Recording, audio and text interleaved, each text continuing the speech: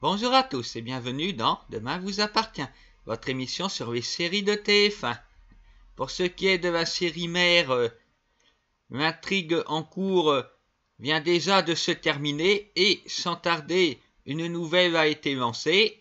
Nous allons revenir sur les événements de la semaine écoulée dans les deux séries, puis nous terminerons par la rubrique Actualité. C'est parti pour le premier résumé en images. Comme nous nous en doutions, Marjorie est vivante. Anna a fini par le comprendre. Elle a été s'installer chez Chloé. Karim a demandé une protection policière. C'est très bien. Ce qui l'est moins, c'est de laisser tout le temps la porte ouverte. Marjorie, elle rentre là-dedans comme dans un moulin. Anna sait que sa vie est en danger. Pourtant, c'est pas fermé à clé. C'est incompréhensible. On dit une personne avertie en vaut deux, mais là c'est raté.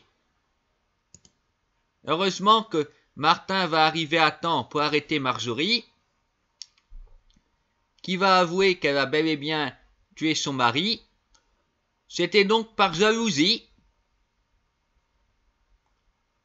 Comme elle savait qu'il tournait autour d'Anna, parce qu'il s'est en fait jamais rien passé depuis que un bisou sur la bouche.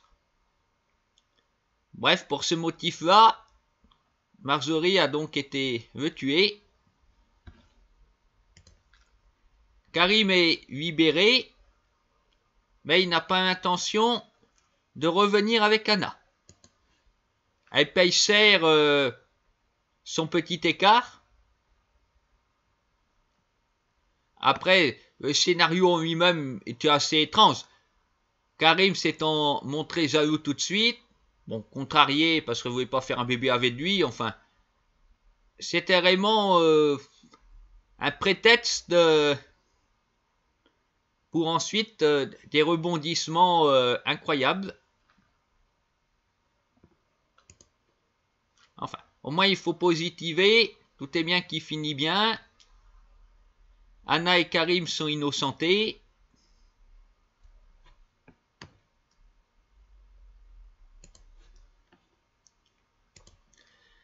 Pour ce qui est des personnages secondaires, bon, nous aurons vu Jordan et Jaya réussir à merveille leur exposé. Ils font un bon duo de travail. Par contre, Jordan voudrait aller plus loin avec Jaya, sauf que cette dernière a plutôt envie de cacher à tout le monde, et plus particulièrement à sa sœur, ses sentiments pour Jordan.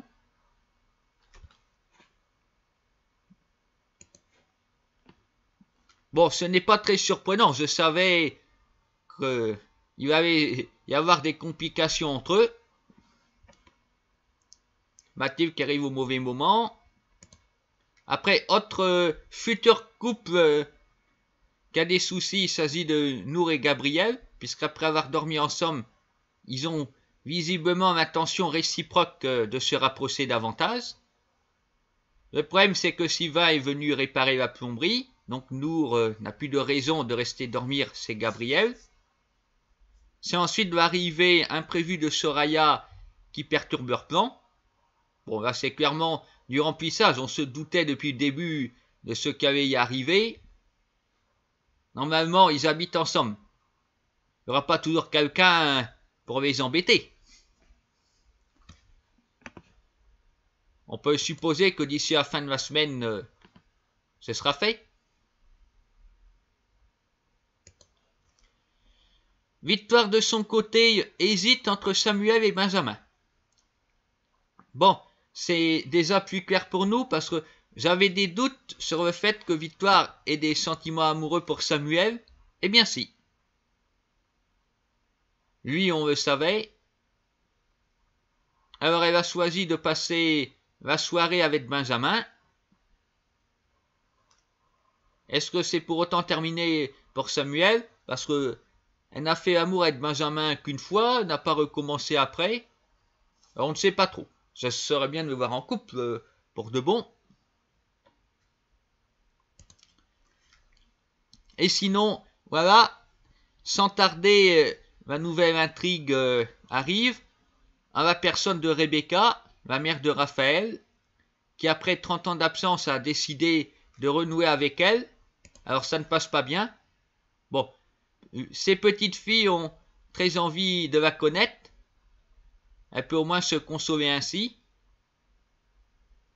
Raphaël lui en veut évidemment de ses 30 ans d'absence, et c'est compréhensible. Bon, Rebecca a dit qu'elle avait écrit des lettres, que Raphaël n'a jamais reçues.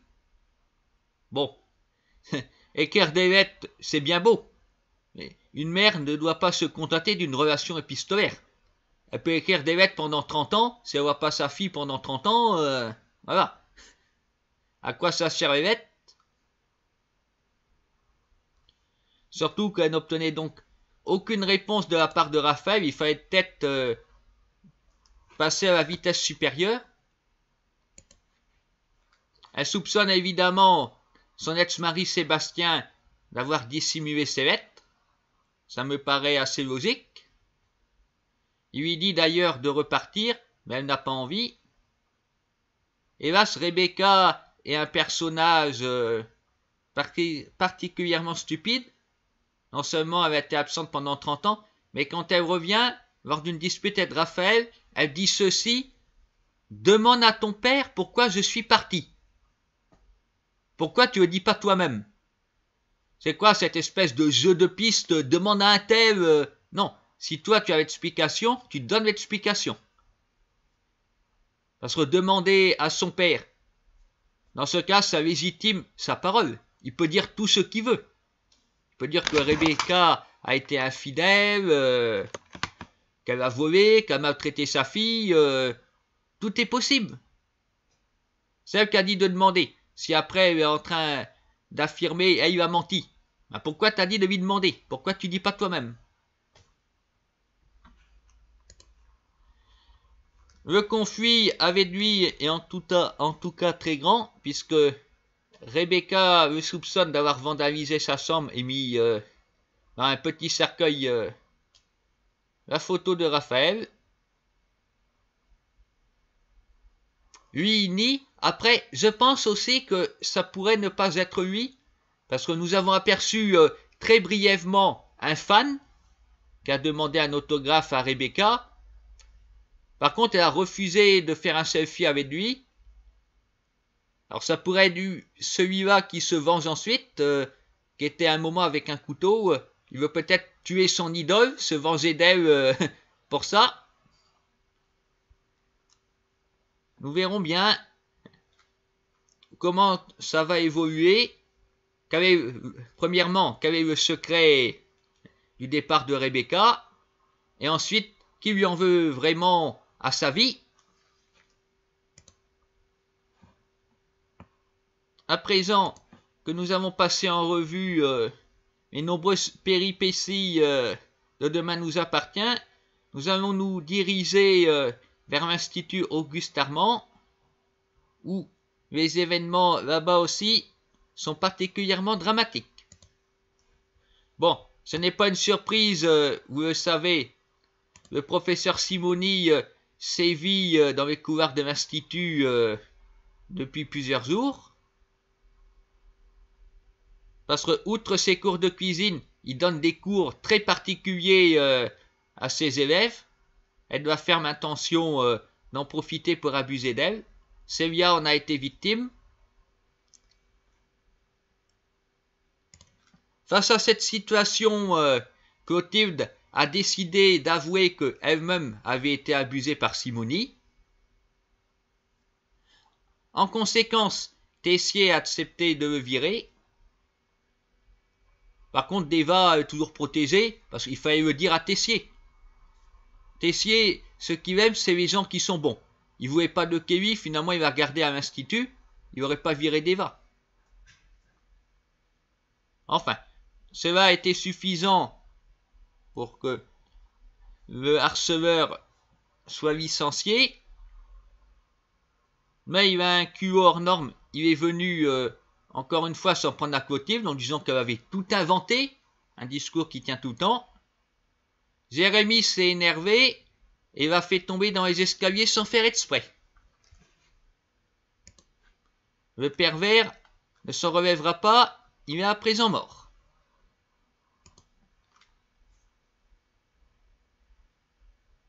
Jérémie et Sévia se rapprochent à nouveau et s'embrassent, mais une ombre au tableau ne va pas tarder à apparaître, puisque la gendarmerie enquête sur l'accident. Il y a donc plusieurs suspects potentiels, parce que ils vont se demander pourquoi il a été viré, à moins que Tessier ne cache l'information.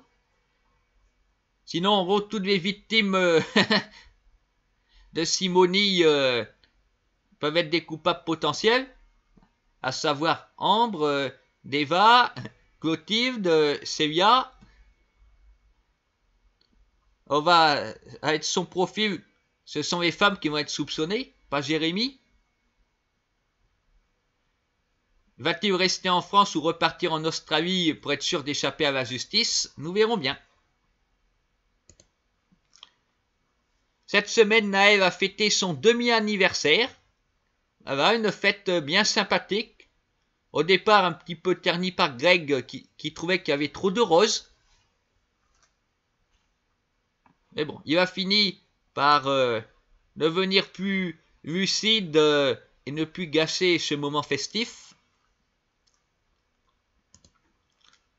Laetitia continue d'enchaîner les bourdes et les mensonges, puisque elle n'a pas fait la demande de bourse pour Kevin.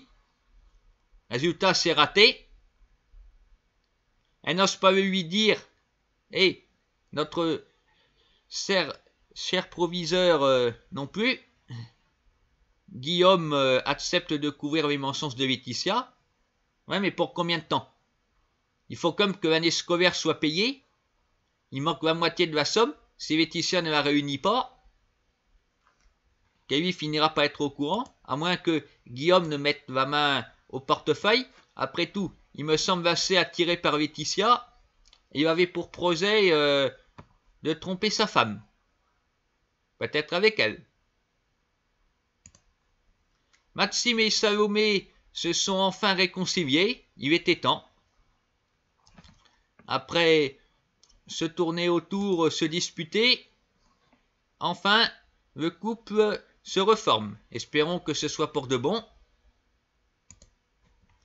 Un autre couple qui va peut-être se reformer, c'est celui de Zacharie avec Gabriel, puisque Tessier a eu la brillante idée de l'engager également.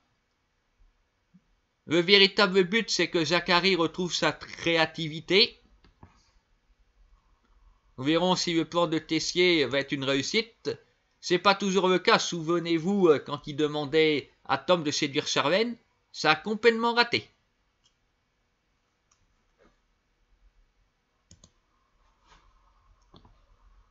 Et enfin, Gaëtan continue de tromper Noémie avec sa propre sœur. Il avait l'intention de partir en week-end avec elle en secret, sauf que Noémie a voulu venir aussi. Ludivine a pris l'initiative d'aider son frère en faisant se perdre la nourriture préparée. Comme ça, Noémie est obligée de rester pour cuisiner à nouveau. Au grand mot et grand remède, à une époque où on manque quand même de denrées alimentaires, c'est pas très raisonnable de la part de Ludivine de faire ça.